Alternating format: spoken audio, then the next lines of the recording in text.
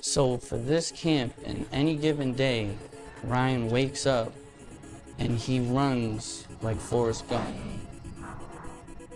And he doesn't have to, but he does. I haven't ran without a t-shirt and I don't know how long. Ryan's fast as shit. Ain't nobody gonna say Ryan's not one of the fastest fighters. And I look way faster at 47, way more explosive, way more durable, way more like agile. You know, everything. You look great. Ryan Garcia is working harder than ever in his training camp for his upcoming fight. With Rolly Romero by his side, he's sharpening his focus, speed, and confidence as he gets ready to face Mario Barrios.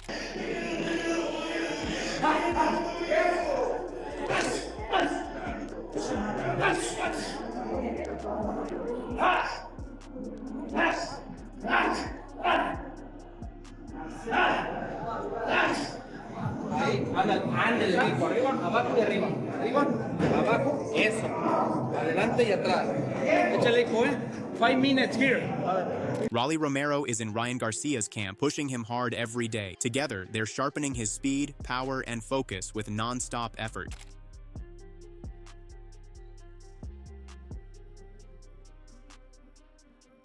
Rolly Romero and Ryan Garcia have sparred before, and now they train side by side. Every day, they push each other and grow together with respect and focus.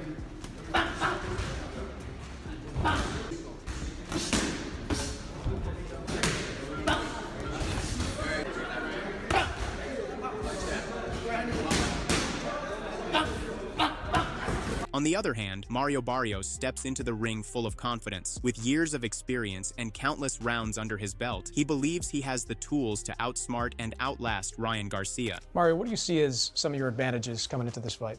I think the advantages I have coming to this fight is just overall just like everything. You know, my experience, you know, who I've been in the ring with, who I faced. I think, you know, the boxing IQ, I think I have that on my side. You know, heart. However, Ryan Garcia makes sure he's surrounded by experienced, positive people in camp. Their support keeps him motivated and focused as he prepares for the fight. We just got each other's back, you know. Whenever somebody's tired or feeling down that day, we're picking each other up. 6, 7, 8, 9, 10. We feel so good. We're in this together. We're like the same person, different hair color. It's just good to have like-minded people that are ready to take advantage of the opportunities, and we're not gonna let it slip. We're all building our own legacy, and when we get in the ring, you guys are going to see something special. Ryan Garcia spends every day in camp improving his speed and power. He's pushing himself to get sharper, faster, and ready for the big fight. 1, 2, 3. Y luego 4 y 5. 1, 2, 3, 4, 5. Y aquí. Okay. Still. Yeah. 3, 4, 5. After. 3, 4, 5.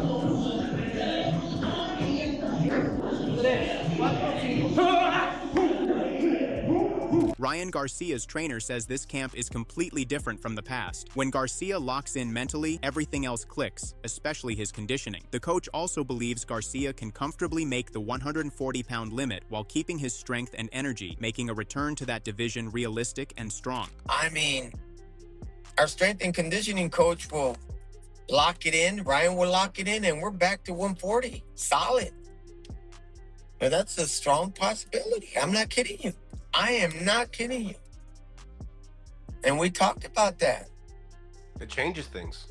Yeah, and I mean this. I mean this 100% sincerely, that we could make 140. Because when you guys fought Haney, you guys were not necessarily you guys, but he was drinking, he was doing all these other things that... Exactly, yeah, forget about that and forget about the Rolly, because I'm telling you, that was not Ryan. This is Ryan. This is Ryan. You're going to see Ryan. This is going to be Ryan. And you're going to say, man, he looks good. His weight is good. And his strength is unbelievable. Garcia's trainer admits that in the Devin Haney camp, distractions affected his focus. This time, everything is different. His mindset is sharper and more professional. Fans can expect a leaner, faster, and more powerful Garcia on fight night. Dropping back to 140 pounds won't be a problem, and the team says he's ready to show discipline, dedication, and the strongest version of himself in the ring. And not too far off from 140. So there's a strong possibility without rehydration calls, we could probably drop down to 140 with no problem. And make the fight happen at 40 instead. Absolutely. Absolutely. And then you guys can rehydrate whatever you guys want from there. I mean, you know, listen, this is another thing that I've been seeing, and this is kind of interesting, is that, yeah, you got to rehydrate, of course, absolutely. Now, how far you can rehydrate, I would love to be over 7, 8 pounds. Some go 10, some go 12, some even go 15, you know, but they do rehydrate. But when you're in shape, in total fitness, I think the most you could hydrate is 7 or 8 pounds. Meanwhile, Jeff Mayweather shares his take on the Garcia versus Barrios fight. He calls Barrios a smart and powerful fighter who could take the win and move on to face even bigger names. For Ryan Garcia, Jeff says his speed and power make him dangerous, but he also questions if Garcia should already be fighting for a world title after his recent loss. Well, Barrios is a very good fighter, smart, good boxer, and he got decent punching power too. So, I mean, he has a great chance of winning. So if Barrios does win, what's the path to victory? Well, if Barrios wins, I mean, there's other big names. I mean, there's a lot of big names out there right now with a lot of these young fighters, and so, I mean, to continue on his path by continuing to fight bigger names. If Ryan wins, though, what will be the reason? Would you say speed, power, timing, or IQ? I think speed, power.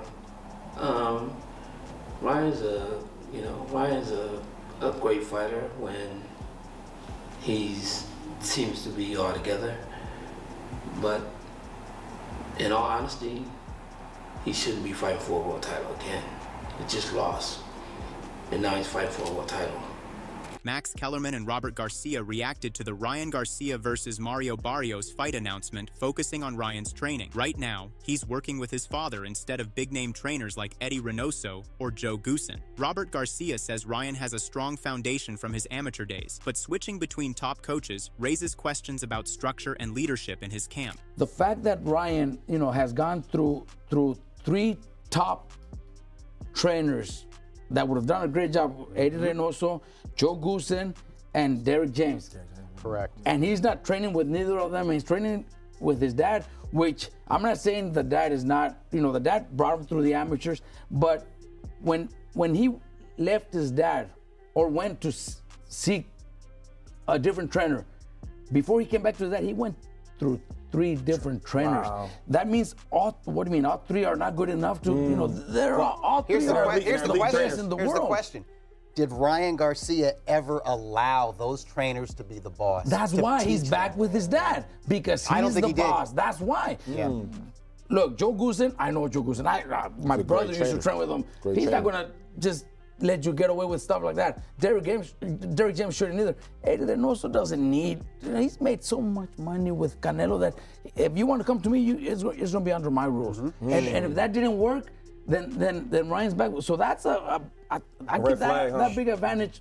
Max Kellerman and Robert Garcia focus on discipline in Ryan Garcia's camp. Kellerman asks whether Ryan ever fully lets top trainers take control, since elite coaches demand rules, accountability, and consistency. Robert adds that coaches like Reynoso or James already train champions and don't bend their standards for anyone. Both analysts suggest this lack of structure could give Mario Barrios an edge. Barrios is steady, experienced, and knows how to prepare. Kellerman compares it to the NFL. Organization and leadership often decide success. The takeaway, talent alone might not be enough. The camp's structure could shape the outcome. To even pull that off. See, that's the thing about boxing, and Big Baby Miller pointed it out, because there's no structure.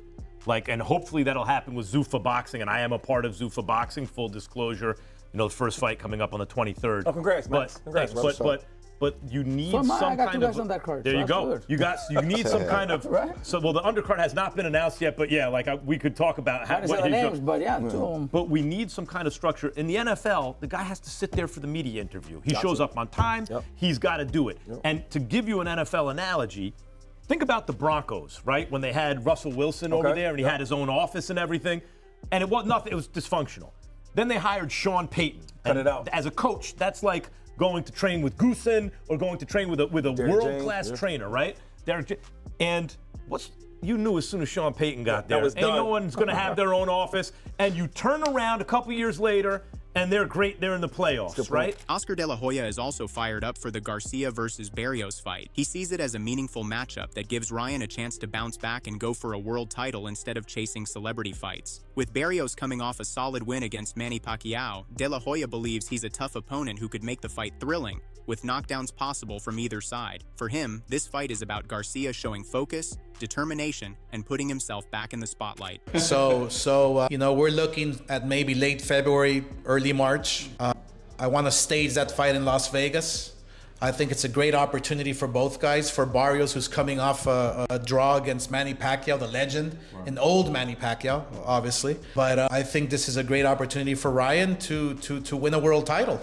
And it's a tough fight. It's a very difficult fight, but it's one that we're looking forward to in Las Vegas. And not Ryan's last fight with Golden Boy, right? I heard you No, say no, not at all. Where do those rumors come? Where do you think that's coming from? I have no idea. Boxing analyst Wade Plemons looks at the fight through the lens of fighters and their coaches. He asks whether a coach makes the fighter or the fighter makes the coach. With Mario Barrios now training under veteran Joe Goosen, Plemons wonders if new strategies and tools could give Barrios an edge. At the same time, he notes Ryan Garcia's confidence as if he already knows what Barrios and his team might try in the ring. Very interesting answer. I always wonder who makes a fighter, right? Especially in boxing, combat sports. Is it a coach that makes the fighter or the fighter that makes the coach? Now, Joe Goosen has a track record of being a high-level boxing coach. We know. But do coaches change for fighters, or do they implement what they know to fighters and fighters change for coaches? Because this will be the crux of what happens here. Can Joe Goosen, not to call Mario Barrios old, but can he teach an old dog new tricks? Can he give him something that Bob Santos hasn't? Sure. Can he give him more info about what Ryan likes to do? Absolutely. But will it be enough to prepare him for what Ryan knows that Joe knows, and how Joe trains fighters, and how Joe runs a camp, and how rigid he might be? And even that last part, Ryan's talking about information leaking maybe from Joe, or that Joe was leaking information about Barrios, or about, I'm not sure who he was talking about. Plemons also mentions that Garcia seems confident he knows some of Barrios' training secrets, though how much that really matters is unclear. He points out that this fight isn't just about skill, it's also about the coach and fighter relationship. Can Goosen bring new strategies to Barrios, or will Garcia's familiarity with his methods give him an edge? The key, according to Plemons, is that experience, preparation, and teamwork between fighter and coach could decide who comes out on top. From sources about the chaos in the corner, or not maybe chaos, but kind of misdirection in the corner of the Manny Pacquiao fight, where Bob Santos is saying one thing and other cornermen are saying, that are, a part of Mario's kind of OG team, are saying another. I think it's pretty well known that I would assume well known that Mario Barrios' dad used to train him, and I don't know if he was in the corner or it was somebody else, but there was a miscommunication, it seemed like, from even the people in the corner around the strategy of the Barrios fight, or what they wanted to do against Manny Pacquiao. And let's just say I heard from sources there were a lot of frustrations that came out of that fight with how Barrios went into that fight, how he performed in that fight, and how directions were listened to from either one side or the other. It felt like it was a bit of a confusing thing. So when you have that kind of a situation, you feel like you need to make a move. One person's going to get left out in the dust, and it's probably not someone that's either one, your family. Boxing greatness is about more than just wins. It's about making a name, a legacy that fans remember. If Ryan Garcia takes the world title, he could become one of those fighters who excites people inside and outside the ring. Analysts say matches like this keep boxing alive and exciting. Beating Mario Barrios could put Garcia in the spotlight and inspire a whole new generation of fans. And then if Ryan Garcia does become a world champion, it just makes it more interesting. Legacy reigns supreme. I said the last year that coming into 2026, to sustain the sport of boxing, to captivate the imagination, the emotions, and the interest of the boxing fans and casuals outside of the sport of boxing, we need the names versus the names, relevant versus relevant. We need people that people recognize. We need the fans to recognize these names, and they will be interested. Ladies and gentlemen, Ryan Garcia beating Mario Barrios is good for the sport of boxing. It's good for this young generation, because let's be real, let's be honest. Mario Barrios is not going to cut it in keeping the interest of the sport of boxing. He hasn't done it. He's been in big fights, and he have not seized the moment. No, you Dennis Ugas, yeah, but it didn't seize the moment. We need interest. Ladies and gentlemen, American boxing is dying. A lot of people is not investing in American boxing. Let's be real. Let's be honest. Chris Algieri explains how boxing isn't always about climbing the traditional ladder. The right name can jump straight into big fights, even after setbacks. He points to Mario Barrios as a champion many fighters target, saying his style and the welterweight scene make him a prime opponent for high-profile matchups. Yeah, when you look at it, Chris, this idea that selective matchmaking here, that you want an opportunity at 147 pounds. 147 is not, the prince of titles like it once was. But this idea that Barrios, to Paulie's point, might be the most vulnerable person in the mix. This idea that obviously he's targeting his shot at 147. What do you think of it? Well, I mean, everything the champ said is absolutely right. In terms of this fight and it being made, it's already a black eye on boxing. You got a guy who's coming off a loss. You got a guy who hasn't won a fight at 147. Not to mention, we didn't mention this yet, he's got a drug scandal in the middle of that. So it's not even that he's just hasn't been winning and has proved himself at this level. He's literally cheated to get here and been caught and was suspended for it. But this is boxing, like the champ said, and it's unfortunate that we reward people who fail up, and just because they're popular, just because they put butts in seats. And Ryan does do that. And listen, I know, champ, you think that Ryan is going to knock Barrios out? He might, but he also might fumble the bag again, and he might pull a rollies and go out there and throw 7 punches around and end up losing. Meanwhile, boxing analysts warn fans not to judge Ryan Garcia's preparation from short training clips online. A few seconds of highlights can show speed and power, but they don't reveal the full picture, like fatigue, weight cuts, or conditioning struggles. These videos are edited to impress, so they only give a small glimpse of what a real 12-round fight demands. 10-second, 15-second clips, because Ryan very well could have had similar clips before the Rolly fight, but then he ends up losing to Rolly in New York. So for me, when I see sparring clips or brief edited clips online, I don't necessarily factor that in too much into what is to be the outcome, because the fact of the matter is, for Mario Barrios, I haven't really seen many clips from him at all. So training footage is very selective by nature. You're usually going to see the best moments plucked out, highlights, specific drills, things that would make someone look good. It don't really tell the full story about conditioning, weight cutting, or readiness. But what it does or can give you is an overall, like a snapshot of where the fighter is mentally, physically. Ryan does look like he's in good shape. Analysts point out that Ryan Garcia looked impressive in training clips before his loss to Rolando Romero, but the fight told a different story. That show's highlights don't predict results. There's very little footage of Mario Barrios, so comparisons are hard. Still, Garcia looks focused, fit, and sharp in his camp. Barrios, meanwhile, is a strong, experienced welterweight known for his size and durability. In the end, these clips are just a glimpse. True answers come on fight night, when both fighters prove themselves in the ring. I'm very much looking forward to the fight.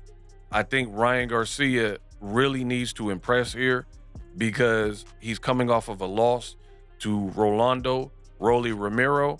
And we all know in the world of boxing that back-to-back losses can really drive you down the ladder. So I am enjoying what I'm seeing regarding Ryan Garcia as he gears up for this particular fight. Ryan Garcia, his discipline has been in question in the past, but right now it looks like he's trying to really make a statement. He posted this via his official social media. This is Ryan's page, evident by the blue check mark. Quote, "Maybe you aren't my speed. some shots throughout camp. The finish line is approaching. That's a wrap for today's video. Let us know in the comments below. And don't forget to like this video and subscribe for more exciting fight content.